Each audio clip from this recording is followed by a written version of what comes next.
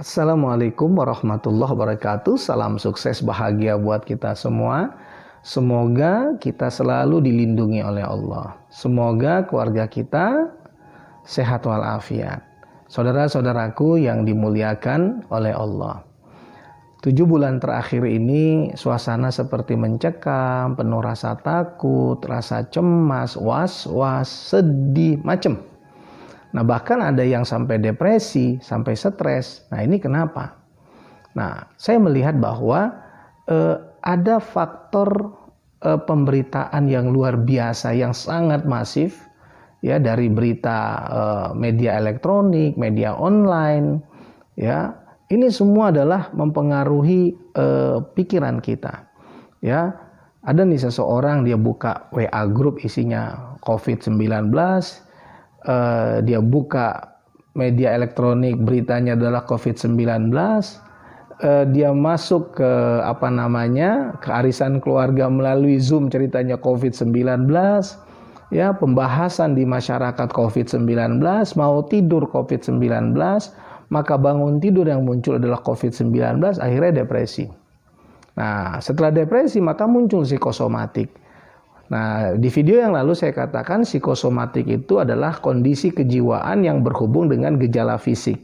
Ya, ototnya tegang, kepalanya pusing, napasnya sesak, ya, seperti kurang oksigen, cepat lelah, susah tidur. Nah, itu semua dampak dari kecemasan berlebihan, takut berlebihan. Nah, bagaimana cara kita mengimbangi berita-berita yang negatif itu? Nah, itu kuncinya ada di sini, ada di hati kita, sama cara pandang kita terhadap sesuatu. Nah, bagaimana merubah cara pandang kita terhadap sesuatu? Ya, kita harus lihat apa kata Allah di dalam Al-Quran, ya. Apa kata Allah di dalam Al-Quran?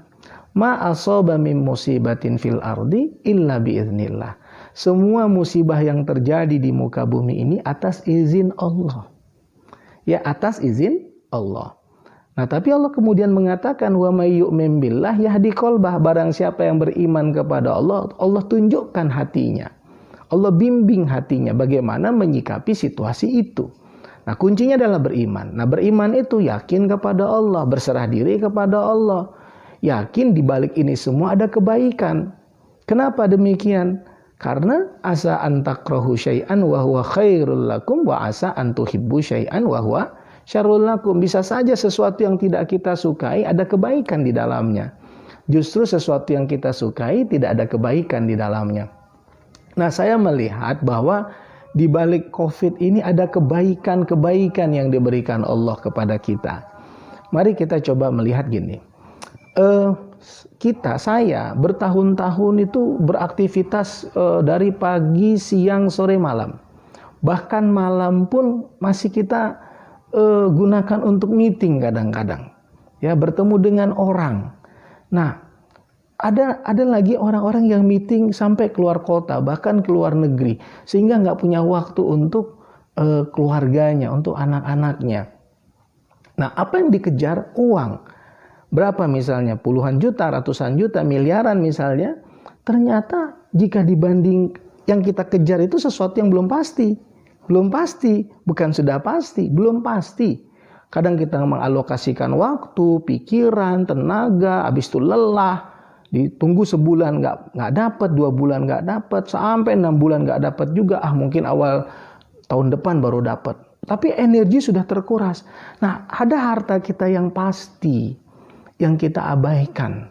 Yang dulu setelah kita menikah kita berdoa kepada Allah, ya Allah karuniakan aku keturunan, ya Allah. Karuniakan aku anak, ya Allah. Itu harta kita yang pasti. Bayangkan kita nggak punya waktu untuk mereka, nggak pernah sholat berjamaah bersama mereka, tidak pernah menyimak bacaan Al-Quran mereka, tidak mau tahu bagaimana perilaku mereka. Kenapa? Ada yang menjadi Tuhan kita, uang. Ada yang menjadi orientasi hidup kita. Padahal yang kita kejar itu belum pasti dapat. Saya mau cerita tentang beberapa orang yang berobat untuk bisa mendapatkan anak. Ada yang mengalokasikan uangnya 1,5 M, ada yang 2,5 M, ada yang 3 M.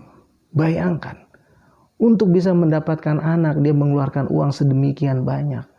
Begitu dia punya anak, andaikan ada yang mau barter ini anak dengan apartemen 10 unit misalnya, nggak akan dikasih sama dia. Kenapa?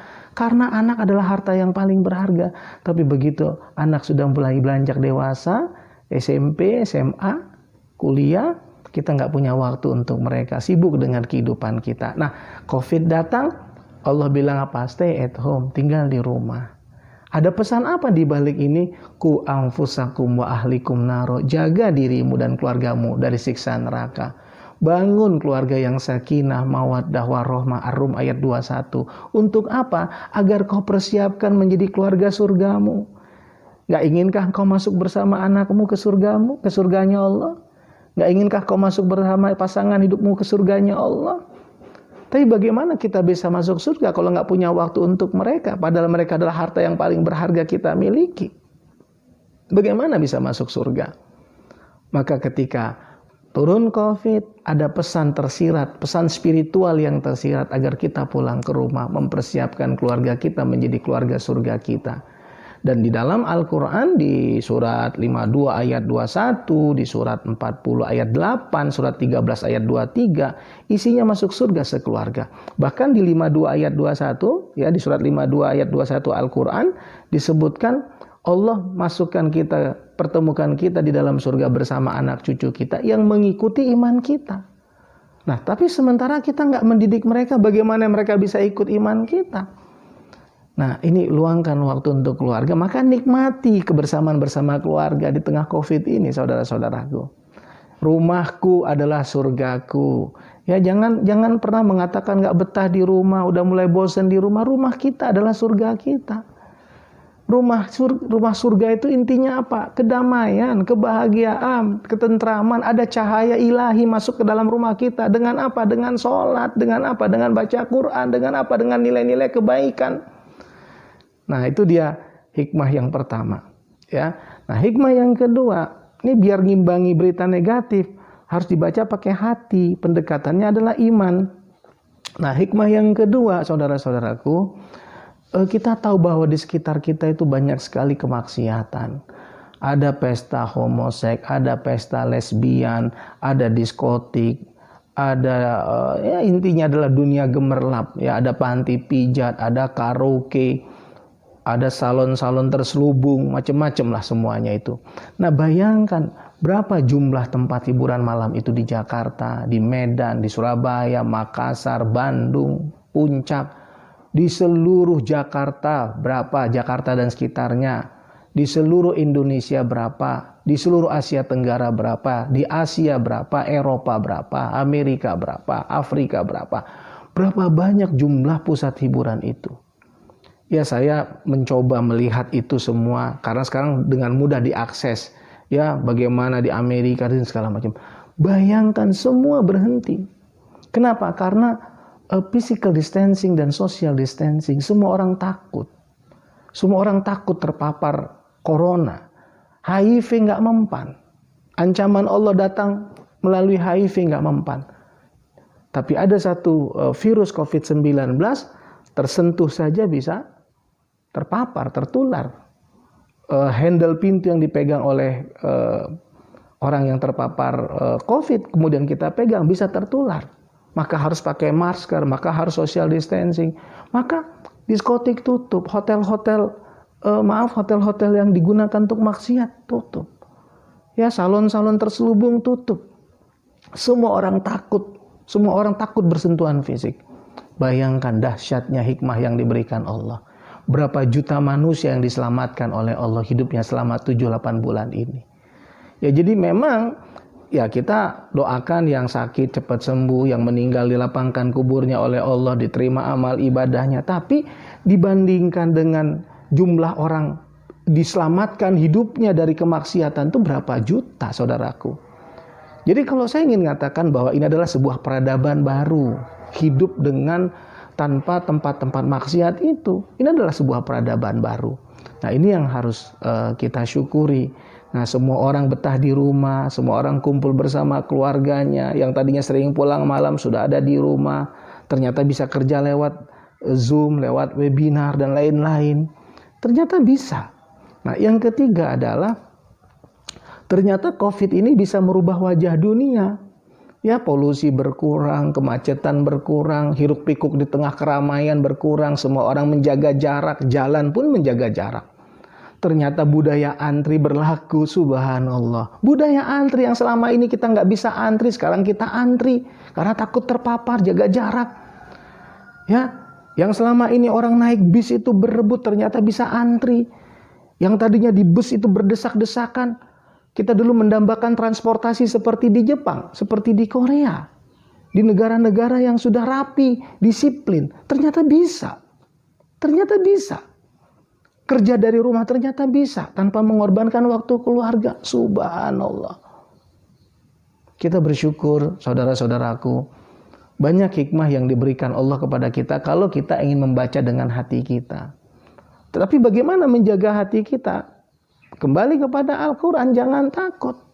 Surat 57 ayat 22, Allah mengatakan, ma'asaba min musibatin fil ardi wala fi anfusikum illa fi kitabim min qabli an nabra'aha inna dzalika 'alallahi yasir.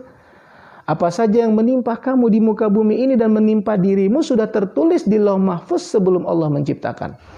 Untuk apa? Ayat 23. Likaila ta'sau ala ma fatakum wala tafrahu ala ma atakum, agar kamu tidak bersedih terhadap apa yang hilang darimu, agar kamu tidak sombong terhadap apa yang datang kepadamu. Nah, artinya adalah bahwa semua ini ada hikmahnya. Yakinilah ini bagian dari takdir yang harus kita jalani. Jangan prasangka buruk kepada Allah, jangan prasangka buruk kepada keadaan. Berdamailah dengan keadaan, bukan berdamai dengan COVID, tapi berdamai dengan keadaan. Nah, yang luar biasa tadi saya katakan, Allah minta kita pulang ke rumah, tinggal di rumah. Menjadi ayah yang baik, membawa keluarga kita ke surganya Allah. Dan itu menjadi tanggung jawab kita. Saudara-saudaraku, berbahagialah, ya, nikmati suasana pandemi ini. Maksudnya bagaimana menikmati suasana pandemi ini? Nikmati bahwa ada hikmah yang terbesar yang diberikan Allah kepada kita, dan syukuri. Ya, saya yakin di balik semua ini pasti ada hikmah, ada pelajaran sangat berharga. Tolong ini sebagai pengimbang berita-berita yang mencekam itu, sehingga kita bisa menetralisir suasana hati kita, tidak cemas berlebihan, takut berlebihan, tidak depresi dan tidak psikosomatik. Semoga Allah meridhai kita dan semoga kita selalu sehat dan dalam perlindungan Allah Subhanahu wa taala. Terima kasih semua. Jangan lupa subscribe, like, comment, and share. Assalamualaikum warahmatullahi wabarakatuh.